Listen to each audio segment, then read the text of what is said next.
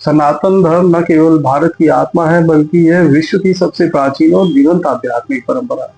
सनातन का अर्थ होता है शाश्वत, अनादि, अनंत, यानी जिसकी कोई स्पष्ट शुरुआत या अंत नहीं है। सनातन धर्म की उत्पत्ति का कालखंड लगभग ऋग्वैदिक काल में 1500 ईसा पूर्व कहा जाता है। अब ये तो मैं ठीक से कंफर्म नहीं कर सकता 1500 ही साल है या कई हजार साल पुरानी है। अब उससे पूर्व की होने की पूरी संभावना है। अब अंग्रेजों ने जो इतिहास लिखा उसके हिसाब से बोल रहे हैं हम। ऋग्वेद विश्व का सबसे प्राचीन ग्रंथ है जिसमें देवी देवताओं, प्रकृति, यज्ञ और मानव चेतना की आरंभिक अवधारणाएं मिलती हैं। यह काल बौद्धिक, आध्यात्मिक और सामाजिक विकास का मूल स्रोत है। अब हड़प्पा वैदिक संस्कृति जो थी उसमें भी इसका समन्वय मिलता है। लोग कहते हैं वो अलग था, सिंधु घाटी की सभ्यता और वैदिक अलग थी, लेकिन आप ये देखिए कि पशुपतिनाथ की सील मिली है और भी कई चीजें मिली हैं, तो हम उसको वैदिक संस्कृति ही समझ सकते हैं। और ये गहरा संबंध रहा होगा एक दूसरे के साथ। योग, ध्यान, मातृ देवी पूजा, पीपल, शिवलिंग जैसे चिन्ह पहले से मिलते हैं जो सनातन संस्कृति की प्राचीनता को प्रमाणित करते हैं।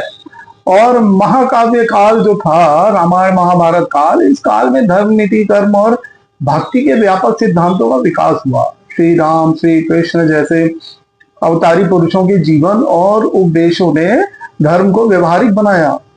उपनिषद काल शुरू होता है लगभग 800 ईसा पूर्व। हाँ, इससे पहले भी हो सकता है, लेकिन अब जो बातें कुछ लोग लिख देते हैं तो हम सब लोग उसी को फॉलो करते हैं।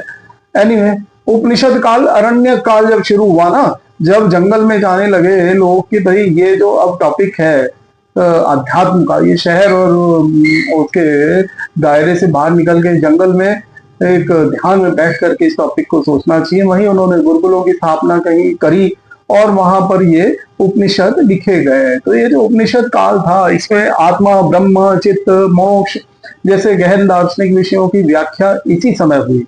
आपने सुना होगा महावाक्य हम ब्रह्मास्मि या तत्वमसि, इस तरह के महावाक्य इसी काल की देन है। अब आप ये देखिए इन महावाक्यों के अंदर कितनी गहराई हुआ करती है, कब ये लिखे गए, हजारों साल पहले। तो सनातन धर्म की प्रारंभिक विशेषताएं क्या थी? ऋत और धर्म की धारणा। ऋत यानी ब्रह्मांडीय व्यवस्था। आप देखिए धर्म के अंदर कितनी गहरी चीजें उस जमाने में हो गई थी। और धर्म यानी उस व्यवस्था के अनुसार जीवन जीने की कला, यानी कि ब्रह्मांडीय व्यवस्था के अनुसार जीवन जीने की कला, प्रकृति के अनुसार जीवन जीने की कला। यह धर्म केवल पूजा पद्धति नहीं बल्कि जीवन जीने की पूर्ण प्रणाली है। विविधता में एकता, ये भी एक फैक्टर है जिसको कि हम सबको समझना चाहिए। एक ही ब्रह्मा को अनेक नामों, रूपों और साधनों से पूजा जाना, जैसे इंद्र, अग्नि, वरुण, रुद्र, विष्णु आदि।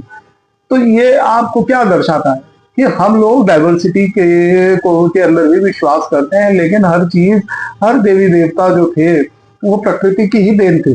वो हमारी अपने आप से कहीं कुछ रचना नहीं थी, वो प्रकृति थी, है ना। चाहे इंद्र को ले लें, चाहे वरुण को ले लें, चाहे रुद्र को ले लें, चाहे विष्णु आदि को ले लें, ये सब लोग प्रकृति से एक्सट्रैक्टेड देवी देवताएं हैं। अच्छा, यह सहिष्णुता और व्यापक दृष्टिकोण की मिसाल है। कर्म सिद्धांत और पुनर्जन्म की बात करते हैं हम। प्रारंभ से ये मान्यता रही कि प्रत्येक कर्म का फल निश्चित है और आत्मा अनेक जन्मों से गुजरती है। अब ये हमारे यहाँ जो है एकदम अकाट सत्य की तरह माना जाता है, कंट्रोवर्सी भी हो जाती है, लेकिन फिलहाल यही है हमारे इसमें जो कि समाज कल्याण के लिए भी अच्छा है और इसीलिए इस मान्यता के साथ जीना ठीक रहेगा। यह विचार जीवन में उत्तरदायित्व और नैतिकता लाता है। अच्छा, योग और ध्यान की परंपरा रहा करती थी। ऋषियों ने आज साक्षात्कार हेतु ध्यान, तप, योग और संन्यास की परंपराओं की स्थापना की। अब आप ये देखिए कहाँ है, किसी धर्म में है? जंगल में जा करके तप कर रहे हैं, योग कर रहे हैं और संन्यास ले रहे हैं। सब भारत में ही थी और ये सब इसी सनातन धर्म के अंदर थी। पतंजलि का योग सूत्र इसी परंपरा की क्रमबद्ध व्याख्या है। प्रकृति पूजा और सह अस्तित्व पे बात करते हैं कि नदियां, पर्वतों, वृक्षों, पशुओं को देवतुल्य मानकर संरक्षण की भावना विकसित की गई। यह आज के इकोलॉजिकल सस्टेनेबिलिटी की अवधारणा का भी मूल है। आप ये देखिए, आज बात करते हैं ना कि आज ओजोन लेयर डिप्लीशन हो गया, तो फलाना हो गया, ढिमकाना हो गया। हम लोग क्या, ये मूल अवधारणा थी हमारे धर्म के ही अंदर कि हम सस्टेनेबिलिटी और प्रकृति को साथ लेके चलने वाले थे। यहाँ तो तुलसी जी की पूजा होती है और वट वृक्ष की पूजा होती है, पीपल की पूजा होती है। यहाँ तो पूजा ही प्रकृति, जल की पूजा, सूर्य की पूजा, चंद्र की पूजा, सिर्फ और सिर्फ प्रकृति से ही निकली हुई चीजों की हम इस धर्म के अंदर व्याख्या पाते हैं।